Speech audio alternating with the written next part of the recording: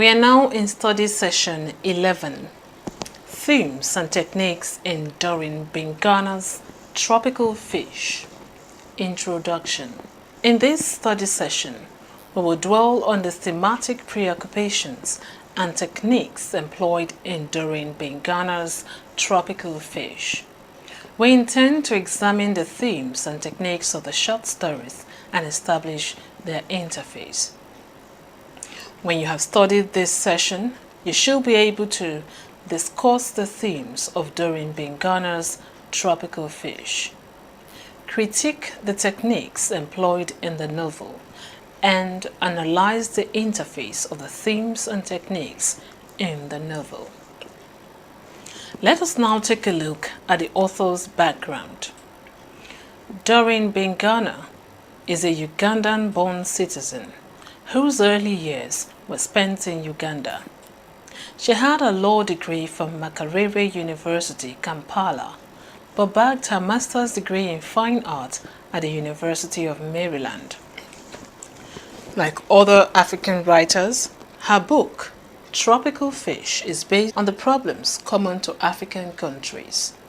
This work of art is centered on the tyrannical reign of President Idi Amin and its negative effects on Ugandan citizens. This is part of the things that influenced Doreen Bingana. Doreen Bingana has to her credit the Washington Independent Writers Fiction Prize. She was also nominated for the Caine Prize in African Writing, and she received an artist grant from the District of Columbia Commission of Arts and Humanities. She is also the winner of the Commonwealth Writers' Prize for Best First Book in the African region, among others. She is also known as a poet. Analysis of Bingana's Tropical Fish. Subject matter. In her fictional debut, Doreen Bingana follows the experiences of a Ugandan girl as she navigates the uncertain terrain of adolescence. Tropical Fish depicts the reality of life for Christine Mugisha and her family during Idi Amin's dictatorship. The 8 chapters are told from the point of view of Christine's 2 elder sisters, Patty, a born-again Christian who finds herself staving at her boarding school, and Rosa, a free spirit who tries to magically seduce one of her teachers. But the protagonist of Tropical Fish is Christine, whom we accompany from her first wobbly steps in high heels to her encounters with the first world conveniences, alienation of America, to her return home, Uganda. As the Mogishas cope with Uganda's collapsing infrastructure, they also contend with the existential pangs of family cohesion, sex and relationships, among others. Anyone dipping into Bingana's incandescent, widely acclaimed novel will enjoy an immersion in the world of this talented young star. Tropical Fish is a collection of linked stories about the coming of age of 3 Ugandan sisters, Christine, Patty, and Rosa. More than that, it is about a range of things that face the modern African women who grew up in our era, with an idea of developing herself through education.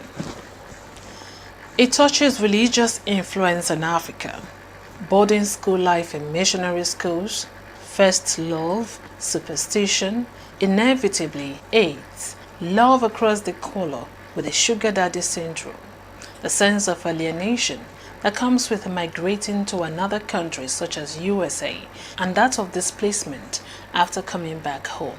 Tropical Fish has a strong biographical element about it, in a sense that it uses Doreen Bingana's experiences as a starting place before spiraling away to explore its themes.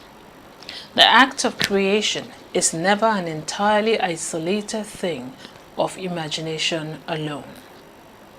The 3 girls learn in different ways that our lives teaches us who we are, and that our characters are usually the vehicles to our destinations. Christine, the youngest, is about the assertion of pride and identity and the use of narration as a process of arrival. The quiet party is a soul in crisis, choosing to bury herself in the lap of God with iron serenity when things do not go her way. She sings herself into significance in her diaries, wearing a dress of desperation. The feisty Rosa is about sexual liberation and daredevil attitude of not wishing to be part of the righteous who die of boredom in heaven. Despite her ecstasies that sometimes can be cloyingly vapid, she is the most fun to be in company of. Things, in her word, go bump in the night. She is also about turning insults to strength.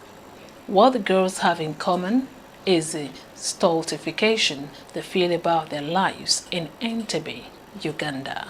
The strength of tropical fish is the manner by which it manages to make the experiences of the three girls a metaphor for an African contemporary experience. The problems of women liberation, hybridization, ghettoization, and reconciling the old with the new are masterfully tackled through the experiences of these three women. Doreen Bingana in the book manages to make fresh the language of contemporary cliches. The language of tropical fish aspires to the condition of literature, which is a fresh thing in our age of journalistic writing. There is an energetic brilliance about the book you feel would have gone even further had the author taken time to develop her ideas in a slower pace and depth. One can see that most of the stories were written for American leading literary journals, hence lacking percolation, the development of depth. The problem with those journals is the manner by which they do not tolerate divergence from the consensus. Consequently, events are sometimes left hanging and unexplained because the author had run out of space for the specified word count of the journals. The stories in his book cross-connect as moving vignettes and an autobiography of at least the mind. It was pertinent that they chose to name the book after one of the strongest stories, Tropical Fish, which is also the most rounded off and enjoyable. The story has virtues of high literature, wit and lightness.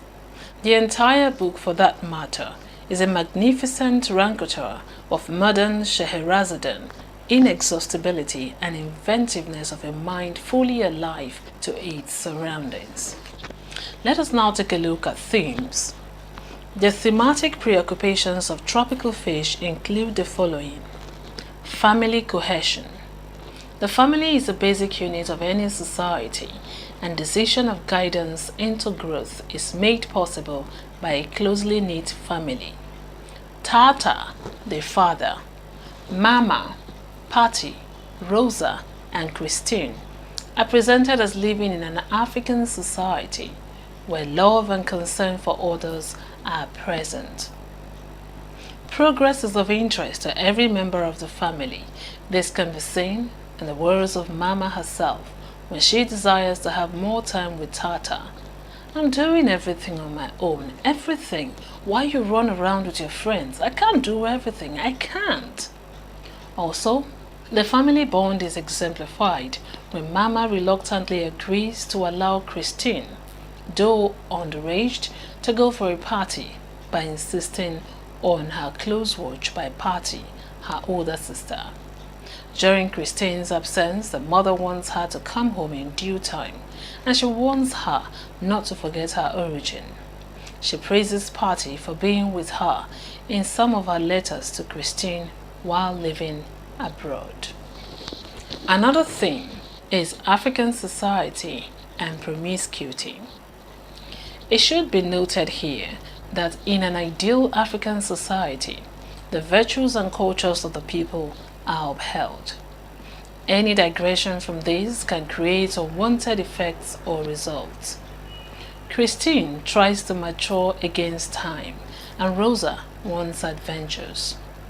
This leads both of them into different sexual escapades vividly described in the novel. Christine meets Nicholas at a party. Nicholas gives an appointment to her, but he fails to keep his word. Rosa writes a note to David to show the existing relationship between them and how they fall out of favor from each other. Promiscuity is seen in the chapter titled A Thank You Note. Do you ask yourself over and over again why Nasuna slept with Kiza when she knew he had slept with Mary, whose former boyfriend Yuna once had a sugar mommy? At Makerere University, Christine meets Peter, an exporter of fish, through Zach and establishes a relationship which spells out another round of sex and ultimately an unwanted pregnancy in chapter 6. Another theme is that of diseases. The scourge of HIV and AIDS is a major concern in this novel as Rosa discusses the plight of those infected with HIV, herself inclusive. She describes how pale and thin people are as carriers of the disease. It is revealed that Mary, Rosa's friend, dies of the disease. Mary was not like that. She chose to turn away from life. I went to see her just before she died. Would you believe she was more beautiful than ever before? Another theme is that of betrayal and trust. David betrays Rosa by having an affair with Nasuna, a friend of Rosa. Rosa pays him back in his own coin by sleeping with Kiza. They betray each other's trust. This is a reflection of the political realities of most African post-colonies, where the rulers keep on betraying the trust put in them by the masses. Another prominent theme is that of superstition. A typical African village or settlement has its own taboos, morals, customs, and norms. This theme occurs at different scenes in the stories. For example, Christine, while looking at her grandparents' photo, reveals that I covered my giggle with my hand because even though I knew one shouldn't laugh at the dead, especially at your relatives who are looking out for you. As a reflection of her superstitious belief, Nasuna says that the continuous rubbing of a safety pin and intense look into a male counterpart will get a boy excited about a girl who does this. Another theme is that of maladministration.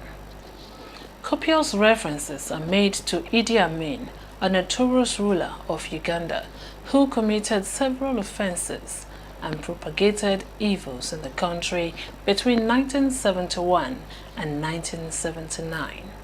This confirms the popular assertion that Tropical Fish is socially realistic.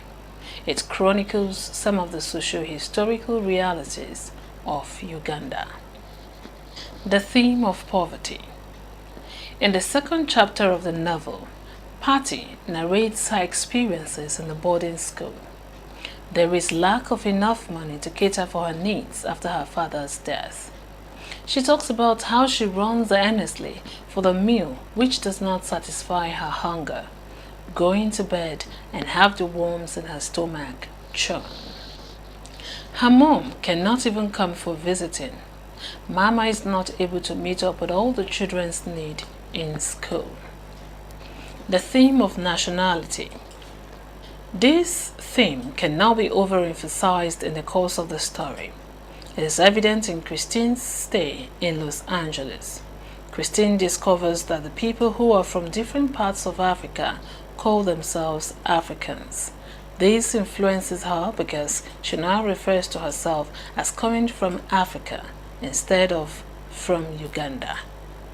The spirit of nationality brings about the spirit of oneness in the Ugandan citizens in America. That is, they come together once in a while to ask one another questions that pertain to when they plan to go home, and they rub minds together, showing what they really miss about home. The theme of nationality also manifests when the Ugandan president Nonino delivers a speech on the need for the Ugandans to return home at the American Association meeting in Washington. This speech is largely responsible for Christine's returning home to serve her nation. Light Feather is a girl who presents a poem to an audience in Los Angeles. She encourages Christine to write a poem about her nationality. Although she has no interest in her nationality before, Christine develops interest in it and writes her own poem. The theme of spirituality. This is evident in Patty's life right from her teenagehood to adulthood. She exhibits this trait by loving everybody just as the scripture has instructed. In the second chapter, she narrates her testimony of how she cried having criticized others of their bad behavior. Another theme is that of morality decadence. We actually see in the novel that the colorful and beautiful necklaces that are bought by Tata for his wife later become dull and inelegant. The emptiness of Tata and his wife's room indicates that nothing stays for life. Everything in life is ephemeral. Rosa's death pictures the mortality of man and even life. Despite life's pleasure, goodness and comfort, the cold hands of death reach out to Nasuna and Mary. They die of AIDS. Another theme is that of reversal of destiny. Africans believe in the meaning attached to a name given to a child and its effects on the destiny of the child. But in Tropical Fish, reverse is the case as derived in the name Christine. Christine, who has Christ in her name and is supposed to keep the religious faith and laws, turns out to neglect divine laws and behaves without caution. Patty, whose name sounds so social and perhaps traditional, is discovered to be religious and with a strong faith in God. This is ironical. Finally, the theme of fantasy. Although she is young, Christine imagines herself being in the world of an adult through the exploration of her parents' room and uses of her mother's necklace. She also refers to herself as a princess from under the sea. All these are portrayed in the first chapter of the novel. Let us now take a look at narrative techniques in Doreen Bangana's Tropical Fish. First, point of view. Point of view is used to create credibility in the story. The point of view employed in the text is a first-person limited. As seen in the first chapter, Greenstone, the narrator refers to her childhood memories, thereby using the personal pronoun I and we. Although she is actively involved in the narration, she is not all-knowing. The text also employs a first-person limited point of view where the narrator does not know everything in each of the characters' mind, but uses the information given by the characters in narrating the story. This is seen in chapter 2 of the text Hunger, a narration by Patty in boarding school. Nobody except her would have been able to account for this story because it is her personal affair, but the first-person point of view is used. Another narrative technique is symbolism. The story is divided symbolically into 8 titled chapters. Each chapter is entitled symbolically according to its thematic preoccupation. For instance, the first chapter is entitled Greenstones. Here, greenstones represent the materialistic life of some men who like to satisfy their wives with all sorts of jewelries, but are less concerned with their affairs in their homes, as represented by Tata. Also, it shows how women are more responsible than men in home affairs, as portrayed by Mama. It also portrays the vanity of everything in life. Tropical Fish symbolizes the three Mugisha sisters as they grow up against the backdrop of Uganda in the 1980s. Rosa, the eldest one, is adventurous and sexually precocious. Patty, the elder one, is a born-again Christian, and Christine, the youngest one, takes her first wobbly steps in high heels and later encounters alienation amidst the material wealth of America before her final return home. Another narrative technique is flashback. With the aid of flashback, events are narrated from the past brought back to the present in order to make the events come alive. A good example in the text is Christine's meeting with Nicholas, who gives her the first case on page 39. How they met and the outcomes of the meeting are taken back to the past, with a teenager worrying about what to do, since no elderly one was available to correct her. Also, Rosa's thank you note to David is a good example of flashback. The narrator tells of what he had done in the past leading to the present situation she is. The narration is done in an epistolary form, narrating the eventual death of Rosa in her prime due to HIV/AIDS. Let us now take a look at diction and style. The style deployed by the author is easy, simple, and understandable by any reader. However, the use of metaphors by the author encapsulates and re-emphasizes the persistent challenge faced by people everywhere as they face the same human struggle to understand themselves, their world, and their place in it. The word hunger, as seen in Patty's perspective, reveals a period of severe deprivation at the exclusive boarding school, Gayaba, because of food shortages. Hence, the students had to eat black tea, dried bread, and rotten vegetables. Tone. Elegiac tone is used in the text. Although one is conversant with the happenings in the text, one becomes mesmerized by the descriptive quality of the tone and language. Setting. In her fiction debut, Doreen Bingana follows a Ugandan girl as she navigates the uncertain terrain of adolescence. Set mostly in pastoral Entebbe, with stops in the cities Kampala and Los Angeles, Tropical Fish depicts the reality of life for Christine Mugisha and her family after Idi Amin's dictatorship. Therefore, the spacious setting is the lush beauty of Uganda, particularly in Entebbe, and its temporal background is the aftermath of Idi Amin's dictatorship. It also takes place in America, where Christine stayed for some years. There is also the vivid description of the physical landscape. Allusions. There is the use of biblical allusions in the text, which reveals the religious aspect of the story. For instance, the second story, which is titled Hunger, is symbolic, and it symbolizes the condition Jesus found himself after being tempted by Satan and started feeling hungry in the wilderness, as represented by Patty, who is out of her home and finds herself in a boarding school, which is linked to purgatory or prison. We have now come to the end of study session 11.